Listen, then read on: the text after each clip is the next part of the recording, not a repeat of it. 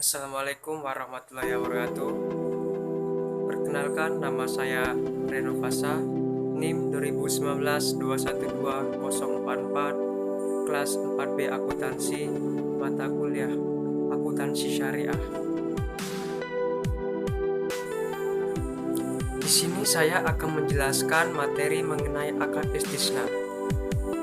Secara bahasa, istisna berasal dari kata syana'a yang artinya membuat. Karena adanya penambahan huruf alif, shin, dan ta, maka makna yang terbentuk adalah meminta atau memohon untuk dibuatkan. Secara istilah, akad istisna adalah jual beli dalam bentuk pemesanan barang yang mana kriteria dan persyaratannya itu telah disepakati antara penjual atau syahid dan pembeli atau mustasni. Landasan hukum akad istisna. Landasan hukum akad istisna didasarkan pada qiyas terhadap akad alam, yang mana jual beli yang tidak ada barangnya pada saat sesi akad berlangsung. Landasan Al-Quran, As-Sunnah, dan landasan Ijma. Jenis akad istisna. Istisna yang akad jual belinya dalam bentuk pemesanan pembuatan barang, yang mana kriteria dan persyaratan barang yang telah dipesan itu telah disepakati antara penjual dan pembeli. Istisna paralel adalah suatu bentuk akad istisna antara penjual dan pembeli, yang mana untuk memenuhi kewajibannya kepada pemesan, penjual melakukan akad istisna dengan pihak lain untuk memenuhi aset yang dipesan oleh pemesan. Rukun akad istisna.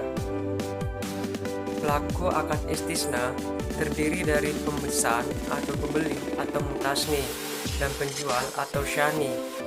Objek akad berupa barang yang akan diserahkan dan modal istisna yang berbentuk harga. Ijab dan qabul atau serah terima, yaitu adanya pernyataan dan ekspresi saling ridho atau rela di antara pihak-pihak akad yang akan dilakukan secara verbal, tertulis, melalui korespondensi, atau menggunakan cara-cara komunikasi lainnya yang modern. Syarat akad istisna. Yang pertama itu, jual beli akad istisna mengikat setelah masing-masing pihak itu sepakat atas barang yang akan dipesan. Yang kedua, jual beli akad istisna dapat dilakukan pada barang-barang yang bisa dipesan saja. Ketiga, dalam jual beli akad istisna, identifikasi dan deskripsi barang yang dijual itu harus sesuai dengan permintaan pemesanan. Yang keempat, pembayaran sesuai dengan tempat dan waktu yang telah disepakati. Yang kelima, setelah pesanan itu telah disepakati maka tidak ada lagi tawar-menawar. Yang keenam, jika objek dari barang pesanan tidak sesuai dengan spesifikasi, maka pesanan dapat menggunakan hak pilihnya, yaitu melanjutkan pesanan dan juga dapat membatalkan pesanan. Ketentuan pembayaran akad istisna. Yang pertama, alat bayarnya harus kita ketahui dulu jumlah dan bentuknya, baik itu berupa uang, barang, ataupun manfaatnya. Yang kedua, pembayarannya itu dilakukan sesuai dengan kesepakatan. Yang ketiga, pembayarannya itu tidak boleh dalam bentuk pembebasan hutang. Berakhirnya akad istisna. Yang pertama, tidak terpenuhinya kewajiban secara formal oleh kedua belah pihak. Yang kedua, persetujuan kedua belah pihak untuk menghentikan kontrak. Yang ketiga, pembatalan hukum kontrak, yakni jika ini muncul sebab ia masuk untuk mencegah dilaksanakannya kontrak atau penyelesaian dan masing-masing pihak dapat membatalkannya. Hikmah akad istisna.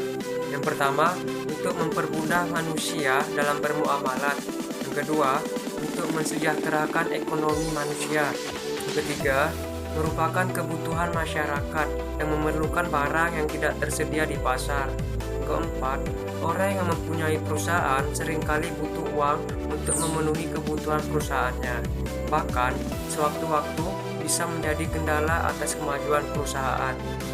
Yang kelima, sebagai media tolong-menolong antara manusia yang satu dengan manusia yang lain.